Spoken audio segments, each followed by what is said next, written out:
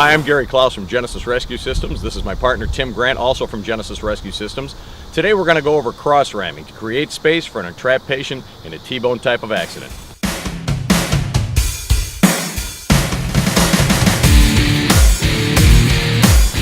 If we're going to have a hard entrapment, we want to make sure that the proper tools come off of the truck and are staged properly for the operation we're going to take care of. As we talked about in a previous video, we've got our power unit placed about 5 to 6 feet behind the back of the vehicle, and you can see with 30-foot hoses, we can easily reach each side of the vehicle without ever having to reposition our power unit.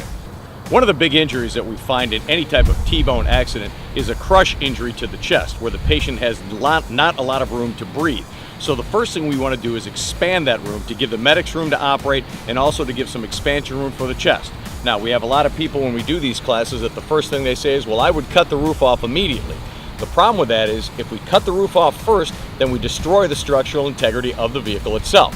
Now, what we want to take a look at is patient compartment space. Now, fortunately, Cletus, my little rescue monkey, doesn't take up a whole lot of space, but if this were a live person, you would see that they may be compromised in between the posts of the vehicle or the post and a tree itself. I'm real big on do it once and you never have to do it again. You can see that the trunk lid here would impede us from making any type of smooth move operations. So one of the first things I would do would be to cut the trunk lid out of the way completely. It's gone, we never have to deal with it again. The next thing I would want to do is make sure that I have the right rams set up to go for the space provided. You have to know what size rams you're going to use. Now, sometimes the first ram that you're going to use is your spreader because it really is the smallest ram we have. We have to make space to use the ram and the spreaders efficiently. Now, if we take a look inside, we can see that our headrests may be the first thing that we have to remove. You can try to reach in and have them dislodge by pressing the little buttons. Sometimes they'll just slide on their own. Sometimes you may have to cut them out of the way quickly. You can see how the hourglass comes in very, very low. Looks just like an hourglass. So we want to get as much space as possible to get our rams and our spreader into position, keeping in mind the most important thing, and that would be patient position.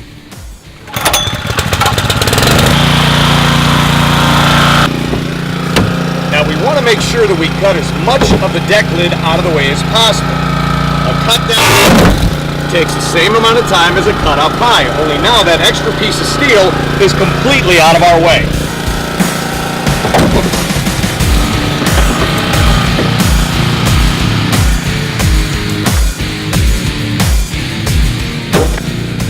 You want to be very aware of where the patient's head is as to where the blade of your cutter goes in, so the cutter itself doesn't slide into the patient's head or the back of their neck as you're cutting. One side is usually ratcheted in, the other side may be free. So cut one side, see if you can spin it, and then lift it out of the way.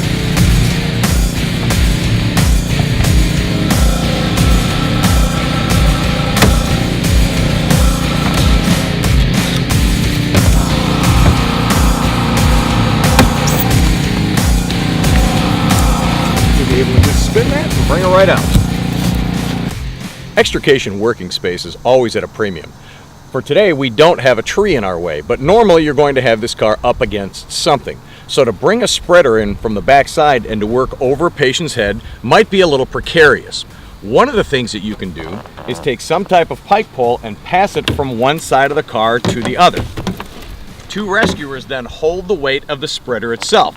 Your spreader operator can maneuver the spreader into whatever position he wants, and then your pike pole can hold the weight of the spreader itself. This way your operator concentrates only on operating the tool and not holding the weight of the spreader off of the patient's head. Your spreader operator's job is to direct the two firefighters that are holding the pike pole to position it properly. The two guys holding the pike pole can't be lazy in this operation. They have to maintain the weight of the spreader off of the patient's head. When you're ready to go, nice and easy is the word. We'll start to make our spread. Down a little. Good to go.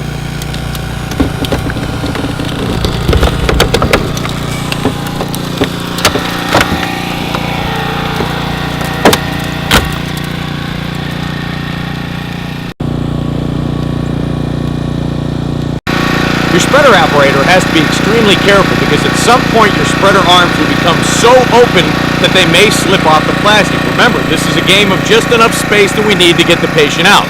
Now, we always have people that say, well, what's going to happen when you take it off? When you displace a vehicle using the strong points of the vehicle, you'll see that a lot of that space will stay intact. Now you can see that the space that we made just by using our spreader to displace the B-posts has given us a lot of room to operate, but you can see how the window frames have bowed out. The window frames will not stay straight as the rest of the car does. They will actually bow and curve out in the impacted shape. This may create a problem for us because our heads may get caught in there or something else may get caught. So if your cutter guy is on the ball, or if you think about it, order your cutter guy to cut the window frames out as much as possible.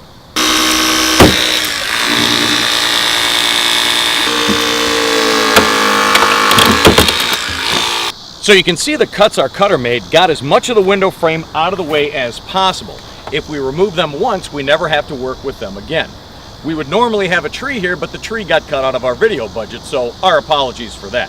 Once they're gone and out of the way, there's no impediment to us working in here safely. No catch points for our gear, our helmets, clothing, anything as such. We have a nice clean working area. The next thing you want to do is clean up as much of the plastic, rubber, and weather stripping as possible. Cut it out of the way if at all possible, so we have a nice large working area. Now if you take a look down, you'll see that we have plastic on the B-posts. Almost impossible to get the plastic off of the B-post if the seatbelt bolt is intact, because it's actually pressed on after the plastic is in place. We want to know that that can possibly be cut out with a Sawzall so we can get to the steel itself. That's what we're trying to get our ram to bite into, the steel of the B-post, if you have to displace it further. For today, we're going to show you exactly what we're talking about by making those cuts so we can displace our B-posts even further away. A Sawzall is a tool that most of us carry on our trucks, but is really an afterthought on a lot of extrications. Or the guy with the Sawzall will wait until there's some free time to do anything. If you have the Sawzall, don't worry about being proactive. Just jump right in and get things done. We know that we got to remove this plastic so we can get as down low on the B-post as possible, so that's a Sawzall job.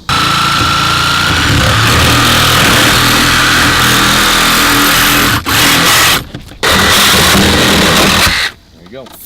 Now by cutting out the plastic, you can see on the passenger side a strong point. Anytime you have a bolt or additional steel, you have extra strength and rigidity there. That's the point we're going to shoot for to push our ram head into, because it's not only bolted on the outside here where you can see it, but there's also a support on the inside. Again, we want to come from a position of strength on everything that we do. When you put your ram into position, try to get your handle as horizontal as possible. It gives you the most amount of working room in case you need to put another ram in. Now, again, we're fortunate today that we don't have a tree here. You may actually have to take your pike pole long ways so your rescuer can hold up one side of the ram through the long axis of the vehicle. Go ahead.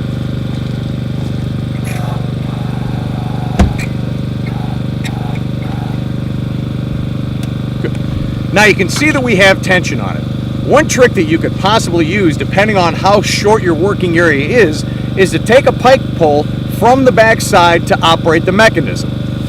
Using the flat end of a New York hook, you may just be able to operate, specifically if you're short on rescuer space. Now you can watch as the ram will move one side of the vehicle until it becomes stronger. It will then stop and then the other side will start to push out. You can see how one side has now become stronger. Now our passenger side is starting to expand. Now this may go back and forth 2 or 3 or 4 times depending on the strength of the vehicle and how far your push stroke is.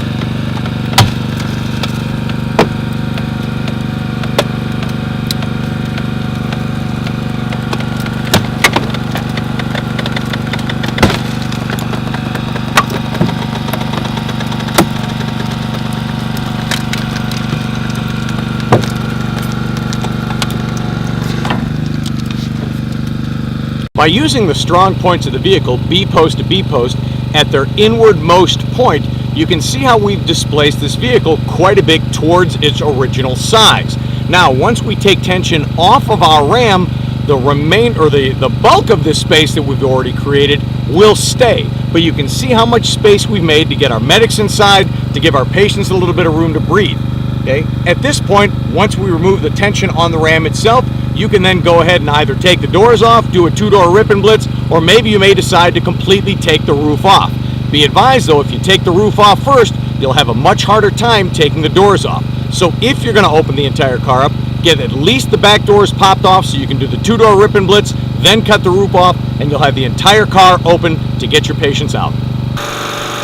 We've taken our Ram out of the way. Now if you take a look at the interior of the vehicle, you can see how much space remains. And that's solely because we've used the strong points of the vehicle to defeat the weak points of the vehicle. I hope you enjoyed this quick video on cross ramming. Hopefully you can use some of the tips that you've learned here on your next hard extrication. I'm Gary Klaus from Genesis Rescue. My partner Tim Grant. Thanks for watching.